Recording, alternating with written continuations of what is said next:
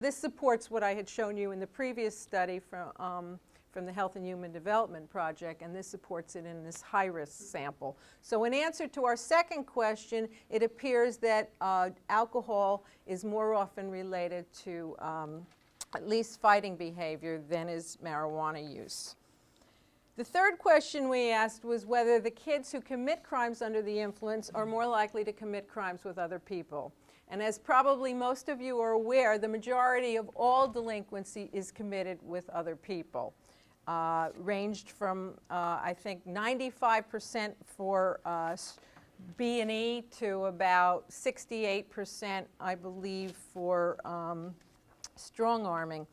But anyway, what we see here in the first bar is that this is the total sample. So 86% of the total sample is likely to commit a violent crime with other people, and 78% is likely to commit a theft crime with other people.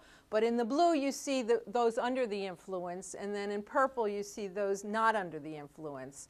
And you see that significantly more people are likely to commit crimes with other people when they're under the influence of alcohol and drugs than when they're not under the influence. And this difference was significant for violent crime, but not general theft, although the differences are almost the same, and it was probably a power issue.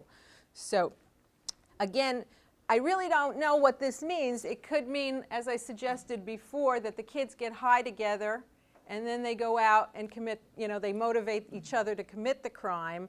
Or it might be that they already plan to commit the crime and they drink or use drugs to give themselves the courage or excuse to commit the crime. I really can't differentiate those things with these data, but it's something interesting that should be pursued and could only be pursued probably with a interview study. And then we wanted to know if there was an effect of heavy use.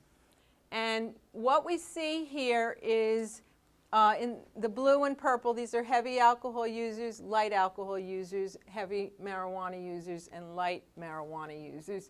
And you see a very significant effect here that heavy alcohol users are much more likely to commit theft, person crimes under the influence of alcohol, and also are more likely to commit theft crimes under the influence of alcohol or drugs. So heavy alcohol use is related to committing crimes under the influence. In contrast, there's no significant difference between heavy and light marijuana users in whether they commit crimes under the influence. Yet, it's a fairly high rate for both groups. And what I think is happening here is that these marijuana users, regardless of whether they're heavy or light users, are probably also heavy alcohol users, so that they're committing these crimes under the influence of alcohol, and that's why their level of marijuana use doesn't make a difference. You also see that heavy users versus light users are more likely to get into fights with alcohol and marijuana, and more likely to get in trouble with police under the influence of alcohol and marijuana. So basically all this tells us is that heavy users are more likely to commit crimes under the influence, which you would expect because they're probably using drugs all the time whether or not they're committing crimes. So, but it is interesting the distinction between alcohol and marijuana there. And then finally, we wanted to know whether having delinquent peers and being high in impulsivity moderated the effects of committing crimes under the influence. So in this slide, we divide the sample into those with many delinquent peers and those with few delinquent peers. And you see consistently a significant difference. Those kids with many delinquent peers are more likely to commit person crimes, theft crimes under the influence of alcohol and drugs, more likely to get into fights under the influence of alcohol and marijuana, and more likely to get in trouble with the police under the influence of alcohol.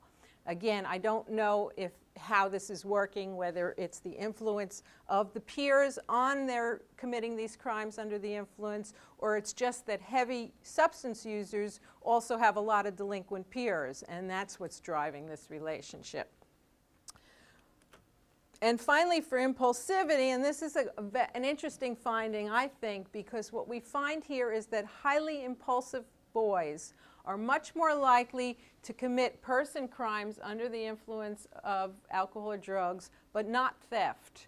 and are much more likely to fight and get in trouble with the police while using alcohol, but not while using marijuana. So it suggests some unique association among impulsivity, violence, and alcohol use that's going on with these youth. In our final analysis, we actually conducted logistic regression analyses to see whether level of alcohol use, level of marijuana use, delinquent peers, and impulsivity predicted committing person crimes under the influence and committing theft under the influence. And we also tested the interactions among these behaviors. And what we found was even controlling for alcohol and marijuana use, having delinquent peers predicted committing both person crimes and theft crimes under the influence, but impulsivity only predicted committing person crimes under the influence, and that's with controls for use.